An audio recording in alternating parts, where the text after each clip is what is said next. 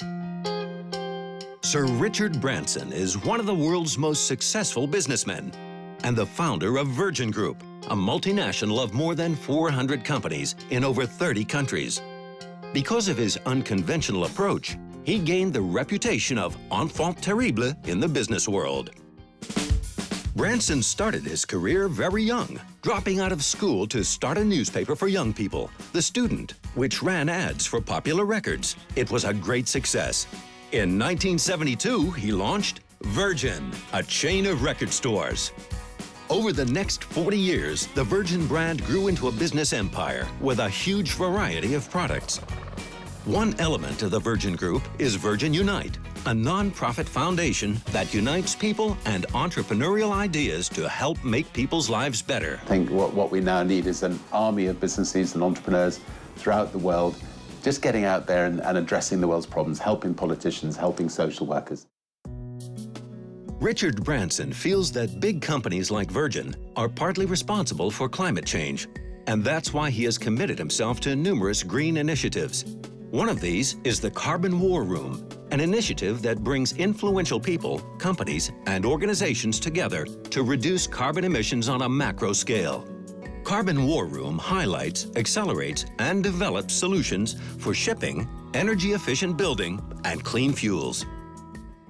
In 2007, Branson came up with the Virgin Earth Challenge, a competition offering a $25 million prize for the best technology to remove greenhouse gases from the air. Billionaire Richard Branson is teaming up with former Vice President Al Gore to fight global warming, and he's putting his money where his mouth is.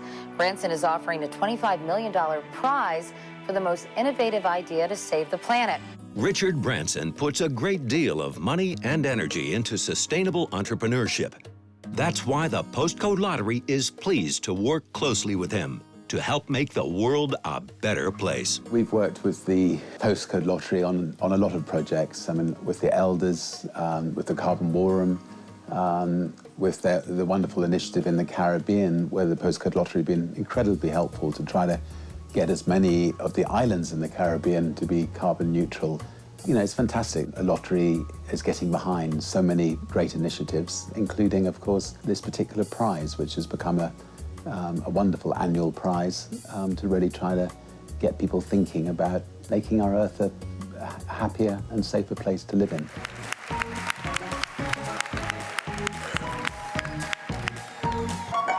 Well, Richard, I even saw some pictures I hadn't seen of you, but very nice. I knew the one as a stewardess. You have to tell me about that later on, but that's all great. Actually, this morning you also did something that's quite typical for you.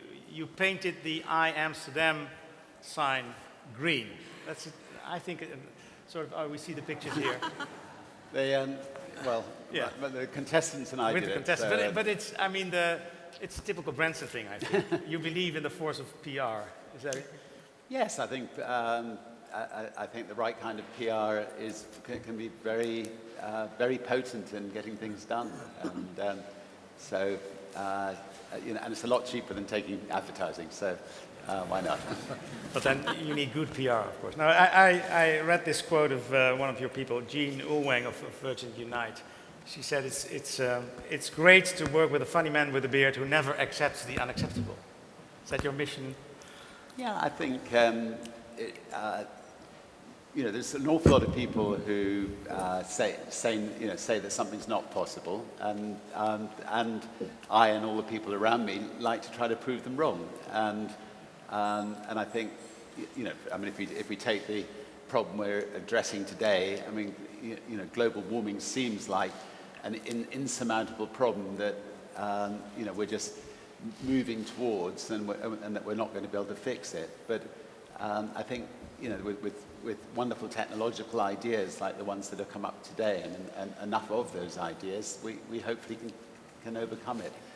So, you know, we've got wonderful, bright people in this world. We should be able to overcome most problems in the world. And did you see today in the Green Challenge, and maybe also over the years when you watched the finalists, do you see that character of not accepting the unacceptable in the contestants? Absolutely. I mean, you often hear, you know, talk about judges having real difficulty trying to come to, trying to find a winner. I mean, honestly, all five were equally as good, and it's just, you can almost just toss the coin as to, as to which one to give the award to. I mean, it's very, very difficult. There's five, brilliant ideas there, Is a challenge like this then the best way to get these things actually to work? Yeah, I think it's trying, as judges, you just got to try to work out which ones, which ones have gone the furthest. There are a couple which I think most likely could be absolutely revolutionary, but it's difficult for us as judges to see that every single box has been ticked. And in fact, with those two, we'd love them to come back again next year if they haven't already got too big for us. But I think I got my instinct is that all five projects will do well. Yeah. And if you look at impact, I think over the years you've moved more and more towards a plan should have impact on a rather short term. Is that what you see over the years when plans like this are being presented more and more as a tool for people to really make it work? Are they enough busy with what impact a plan could have on a short term? Are there enough projects to influence the short term? Yes. There aren't at the moment, and we need, we need many more companies to be thinking, putting some of their resources into, trying to tackle the problems of the world, and I think there aren't enough companies out there doing that at the moment. So what are the things the new generation needs more than is? People say this generation is more about sharing instead of having. Is that something that will change the world faster in the right direction? I think sharing's a wonderful idea. It might not be good for employment, and it might damage some businesses. But I think I love that. I love the sharing culture, and I love the idea of it. So yeah, to be encouraged. You've been doing a lot of things over the years. I mean, we saw some of the examples in this movie. And I think you were a tremendous, inspiring entrepreneur for many. But the paradox sometimes seems to be that over the years, you and through you, people who got inspired by you, worked on on many solutions. But it seems that the problems grow even bigger, and the urgency to solve them has grown bigger. Does that sometimes disappoint you, or are you an optimist for life? I think the difficulty that we have with this particular problem of global warming is that is the amount of skeptics out there about it, and the fact that we can't see the problem. I mean, it's just this blanket that just gets a bit thicker every year. You can't see it getting thicker, and therefore if the world could 100% believe that we had a major problem, I think we'd get on top of the problem.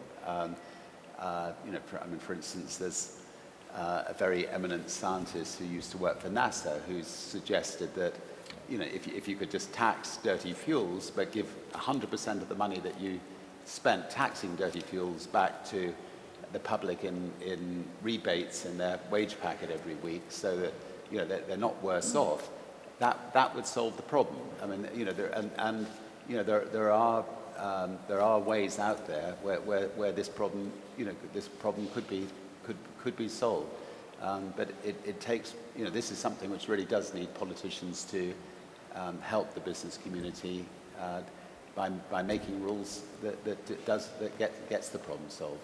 If you would have to make a top three of your main concerns at this stage, concerns for the planet, what would your focus say then? Is it climate? We had a dinner discussion about it last night, which helps me. And and actually, what somebody else on the table said, inequality, and you know, and I think this, you know, that's something which needs to be addressed. I think, you know, capitalism has its good points, and I think we all know that socialism in, you know, so the Russian kind of socialism hasn't worked, you know, but you know, you have you know, you have very wealthy tennis players and the sort of top, you know, 1%, and then everybody else, you know, all the other tennis players are not very wealthy footballers, very wealthy business people, and so on. So I think, you know, looking at that is something which I think needs to be addressed. The conflicts we were talking about last night, I mean, fortunately, you know, with one of the wonderful organisations, the Postcode Lottery Support, is an organisation called the Elders. They get out there and try to address conflicts, and by and large, the amount of conflicts are decreasing decade by decade. Fortunately, even with the horrors that's going on in Syria at the moment, the disease still has to be overcome, but again, it has been got on top of. So I think, you know, the world is in the best place it's been for centuries, and if we can actually get on top of the problem of global warming, you know, then hopefully our next generation, the generation after that, will have a really good world to inherit. That would be nice. Yeah, if you were mentioning capitalism, some people or many people could call you a conscious capitalist. I think combining capitalism and idealism. What do you think are the great examples of doing that at this moment in the world? Companies who do that, or institutions? I think there's a lot of. I mean, you know, Unilever, for instance, as a company, is. You know, trying to, you know, look at this enormous company and trying to make it sustainable, and you know, and are doing a really good job in going in the right direction for that. And I mean, we just set up something called the B Team, which is a group of business leaders with people like Ratan Tata and Mohammed Yunus and others to try to, you know, as business leaders, give advice to companies as to how they can, you know, become more sustainable, how we can, you know, lobby governments to get rid of subsidies for dirty fuels and things like that, and just try to get, you know, the business community, you know, speaking out on issues like this. How's that? You have the B Team, the Elders, and all those other things. Sometimes I wonder, I think I'm not the only one, how does Richard Branson do this all? I mean, you're connecting all people in the world to each other. For instance, this morning, how did you wake up? Monday, so this must be Amsterdam? Look, I think I'm being fortunate enough to have got myself in a position where I can you know, ring anybody up, I can get my phone calls answered, I can, you know, cut through the red tape, get things done, and so you know, and I can afford now to spend 90% of my time on not-for-profit, you know, enterprises. So, you know, I've sat back about 10 years ago, looked at what the big issues of the world were, you know, global warming, conflict resolution issues, and you know, what's going on in the oceans, you know, and so we set up something called the Oceanic Elders, and then, you know, managed to get a wonderful group of people around in each of these areas to try to lobby and see if we could do something about them. And you know, the Postcode Lottery here in Holland has been incredibly helpful in you know, most of the areas that we're trying to tackle, and it's been brilliant working with them. So there are multi projects, but some of them must be your favorites. What does make your heart tick harder than others? I mean, I love the species. I love species, and I love trying to protect them. And there are a lot of species in this world that are. I mean, it's terrifying to think that there's only 1,500 tigers left in the world. You know, it's terrifying to think that there's only maybe 3,000 rhinos left in the world. And last year, 800 got 800 more got killed. It's frightening to think that 1.5 million sharks a week are killed just for their fins, for shark fin soup. It's frightening to think that the lemur, there's only 101 species left, and some of those there's only 200 or 300 species of lemurs, and so on. So, so if we can try to protect these species and make sure they survive, it's just something, it'd be just too horrible for words to find that, in our lifetime we lost something as beautiful as the tiger.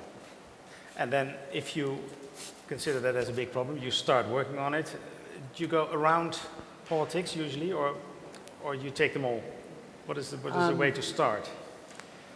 Well, by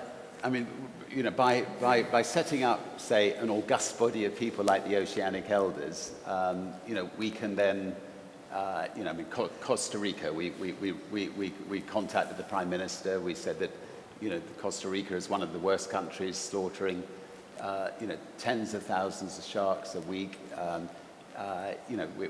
We as the Oceanic Elders, we're going to have a prize for the worst country and the best country. And at the moment, you're very much down on the worst country list. And she came back very quickly, and a new law was passed in Costa Rica. We went and signed it, so shark killing's been banned in Costa Rica. So I think using a group of powerful people together to go straight to the prime ministers and get nature reserves around Australia, or push these things through is possible, and that's one of the exciting things about living a long life and becoming a public profile. You can use that public profile and other people's public profile to get things done.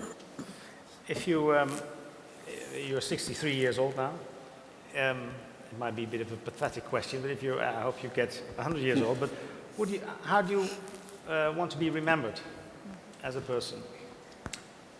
I hope that I will have made a difference in my life, and a positive difference, and that it would be nice to be nice to be remembered for that. In reality,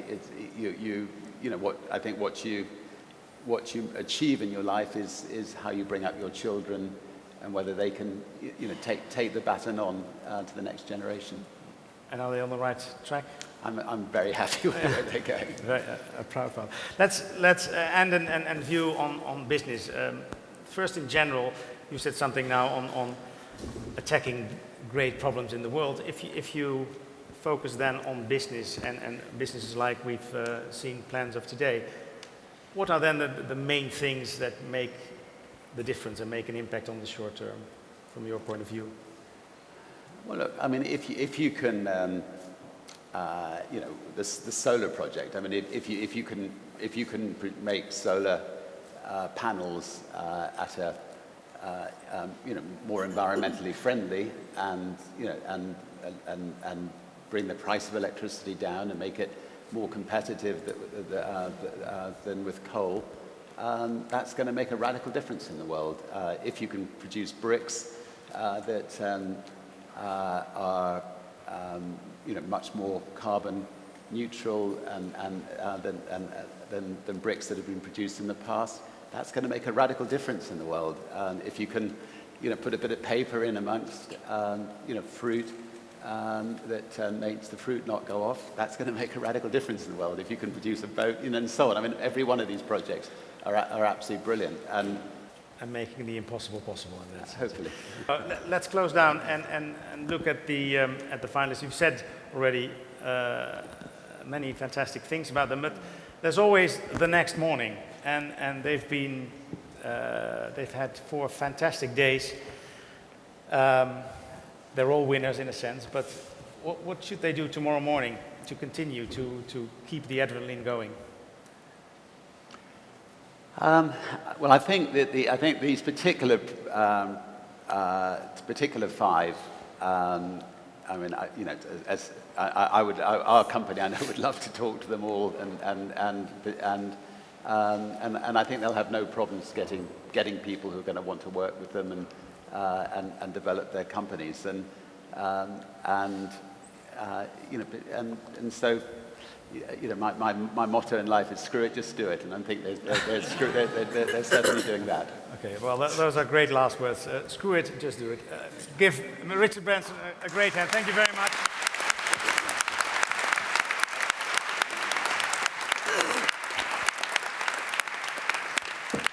Thanks. Thanks very much.